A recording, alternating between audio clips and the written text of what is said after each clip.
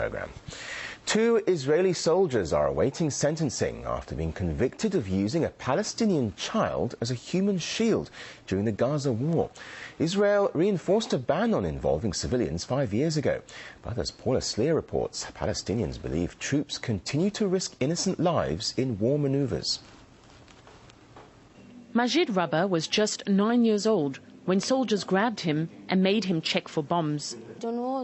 I was just sitting here. Israeli soldiers took me over there. There were 2 bags and they told me to open them, but I didn't know how to do it. He was terrified of the abandoned briefcases, which the soldiers thought could be booby-trapped, and his frightened family forced to watch. One of them put his hand on my son's shoulder and made him go into the toilet cubicle. I heard a few shots fired soon afterwards. I felt like I was dying. My little daughter, who was with me, kept saying, "They killed him." And yet, it was 5 years ago that Israel's Supreme Court made the law crystal clear. Human shielding is an absolute no-no. Endangering civilians deliberately is absolutely prohibited. But the reality on the ground is still very different. Yehuda Shaul spent his army years in the Palestinian territories. He knew the Supreme Court's ruling, but watched his sergeant ignore it.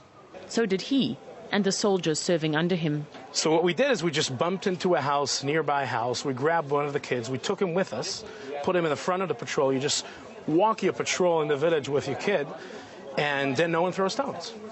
150 complaints were filed about the way soldiers behaved in the Gaza war 2 years ago, but only 47 criminal investigations were ever carried out.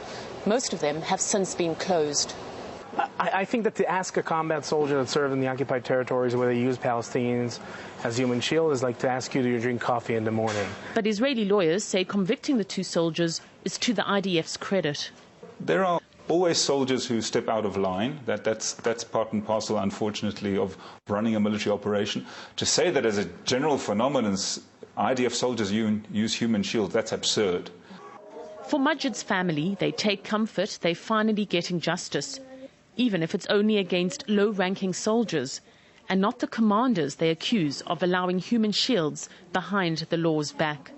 Paula Sleer, RT.